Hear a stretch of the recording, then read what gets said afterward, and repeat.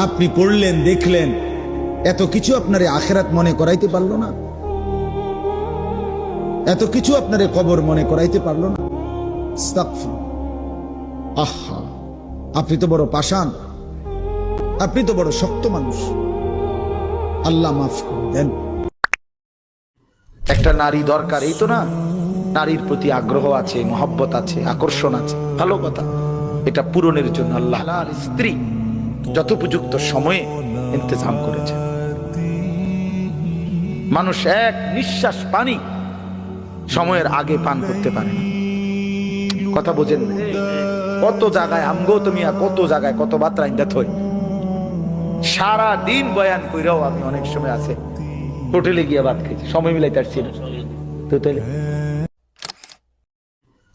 সুখের সাগরে যে ভাসতেছে সেও মরে যাবে, দুঃখের পাহাড়ে যে সেও মরে যাবে, ঠিক না? জীবনে কোনোদিন দুঃখ ছাড়া সুখ দেখে নাই যে তারও মৃত্যু হবে। জীবনে কোনোদিন এক সেকেন্ডের জন্য যার কোনো দুঃখ নাই সেও মরে যাবে, মরে যাবে। এই হাসিও স্থায়ী না, এই কান্নাও, কথা বলেন না, দুনিয়ার হাসি স্থায়ী, দুনিয়ার কান্না স্থায়ী, কোনোটাই স্থায়ী না। তোমার যৌবন স্থায়ী, কথা বলেন না কেন? না বন্ধু, না, মৃত্যু থামাই দিবে।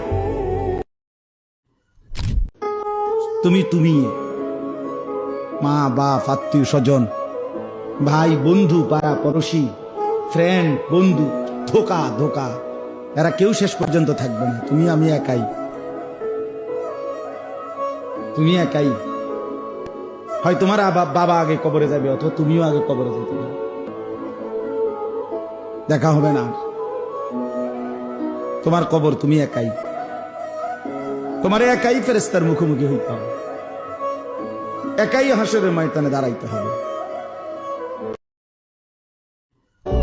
নওজোয়ান, তোমার মতো বয়সীও তো কত মানুষ কবরে আছে, আছে না?